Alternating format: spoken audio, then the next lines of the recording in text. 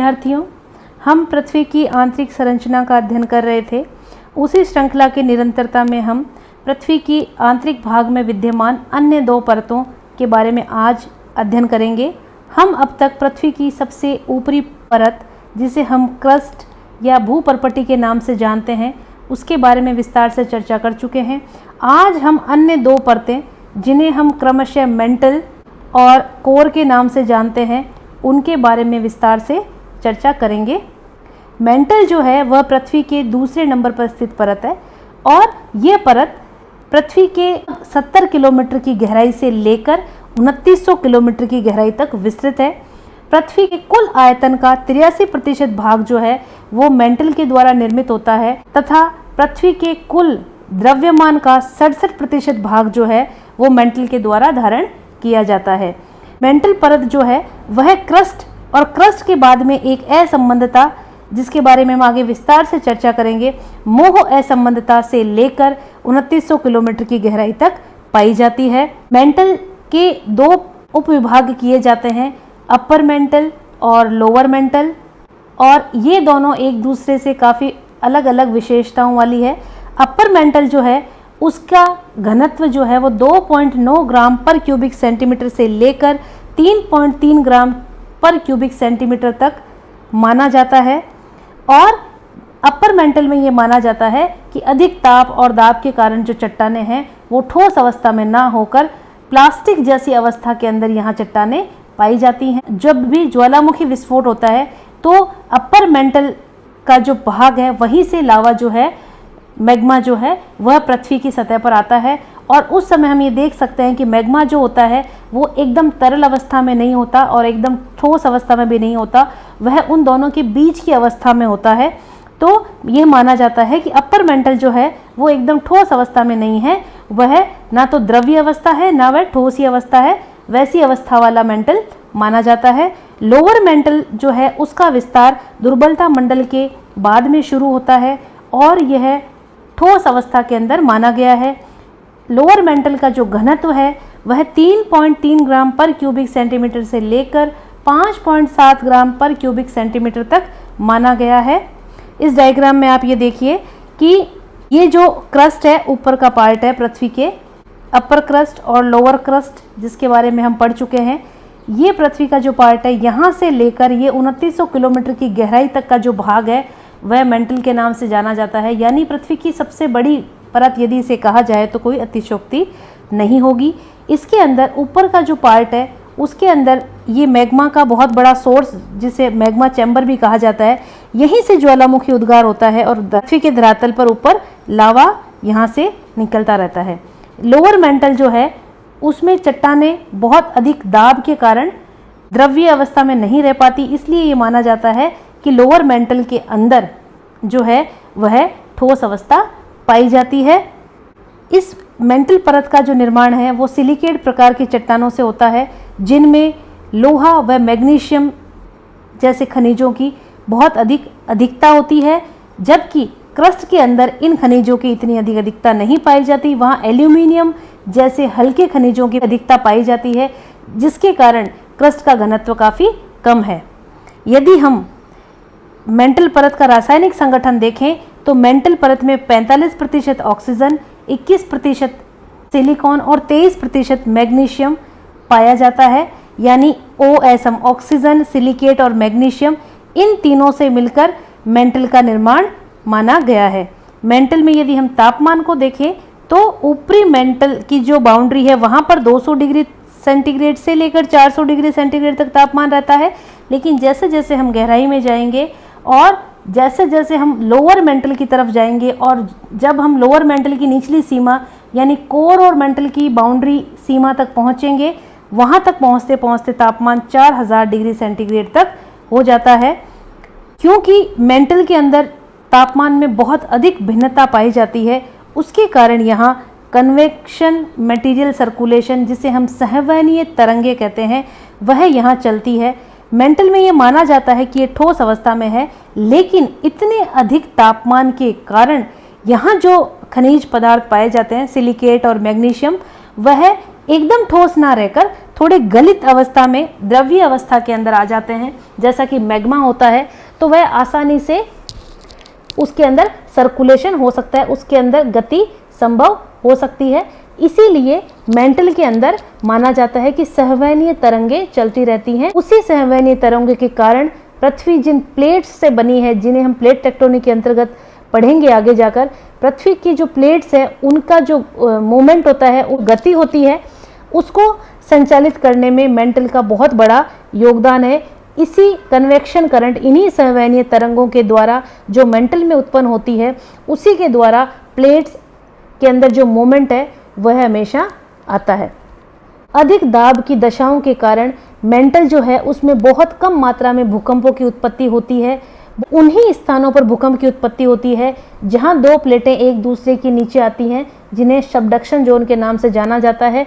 केवल उन्हीं हिस्सों में भूकंप की उत्पत्ति मानी जाती है और ये लगभग 670 किलोमीटर की गहराई तक हो सकती है। यानी मेंटल वह परत है जहां जाने पर आपको भूकंप की अनुभूति नहीं होगी, वहां भूकंपों की उत्पत्ति संभव नहीं है।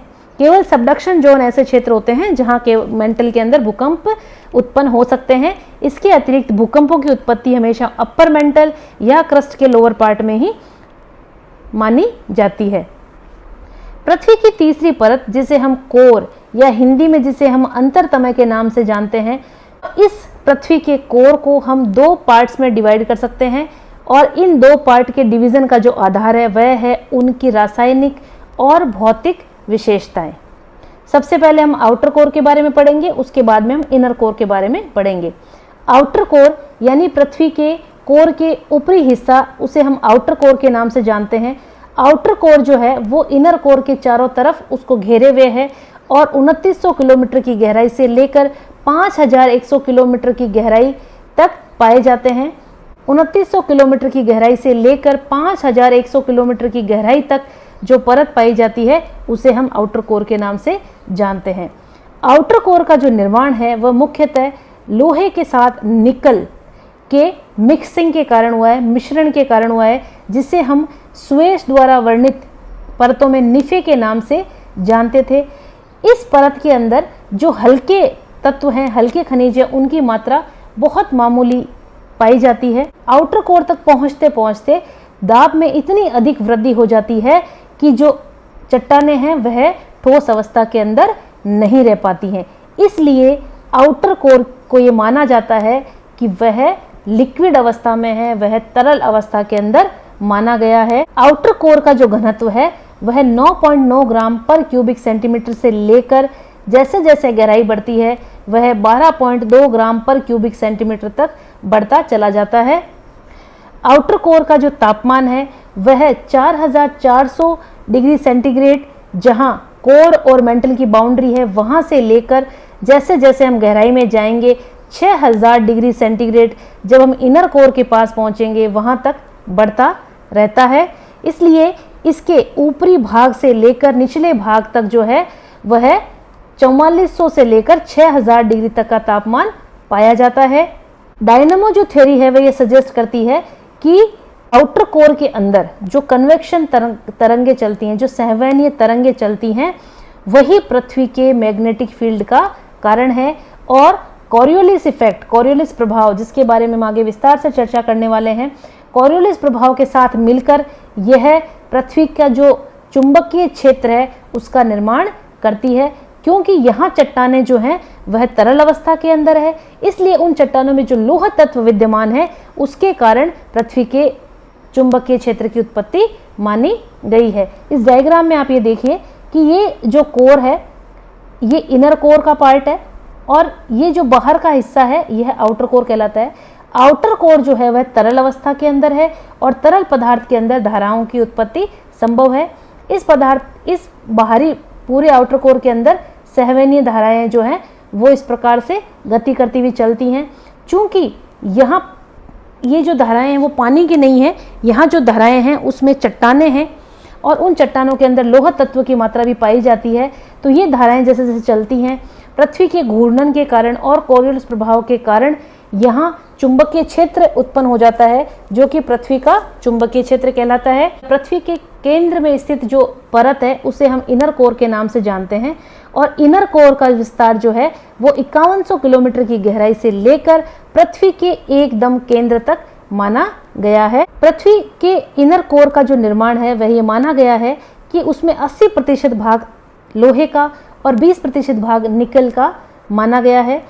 ये जो परत है इसके अंदर से क्योंकि एस वेव गति करती हैं तो यह माना जा सकता है कि यह तरल अवस्था में ना होकर कैसी अवस्था के अंदर है, ठोस अवस्था के अंदर है।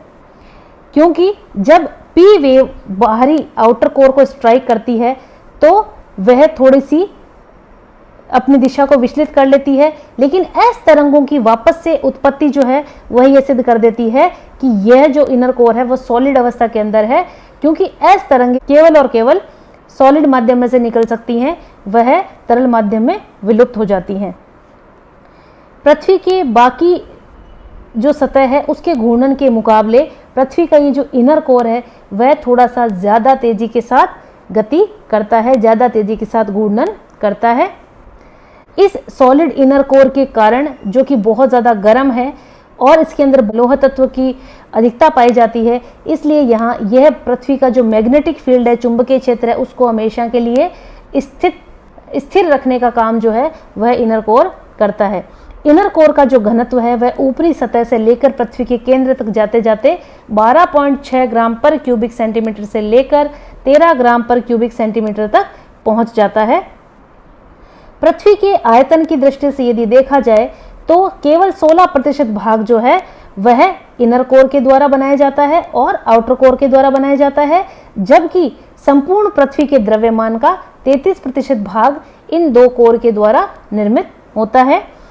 साइंटिस्ट ने निर्धारित किया है कि पृथ्वी की जो सेंटर है, पृथ्वी का जो केंद्र है, वहाँ पृथ्वी का तापमान जो है वो लगभग 6000 डिग्री सेंटीग्रेड माना गया है। पृथ्वी का इनर कोर जो है वो इतनी अधिक गहराई में है, उस पर इतना अधिक चट्टानों का दबाव है, उसी के कारण और गुरुत्वाकर्षण के कारण यह लिक्विड अवस्था में ना होकर सॉलिड अवस्था के अंदर पाया जाता है। अगले व्याख्यान के दौरान हम कुछ डिसकंटिन्यूटीज जिनके नाम अभी इस व्याख्यान के अंतर्गत आए हैं उसके बारे में चर्चा करेंगे।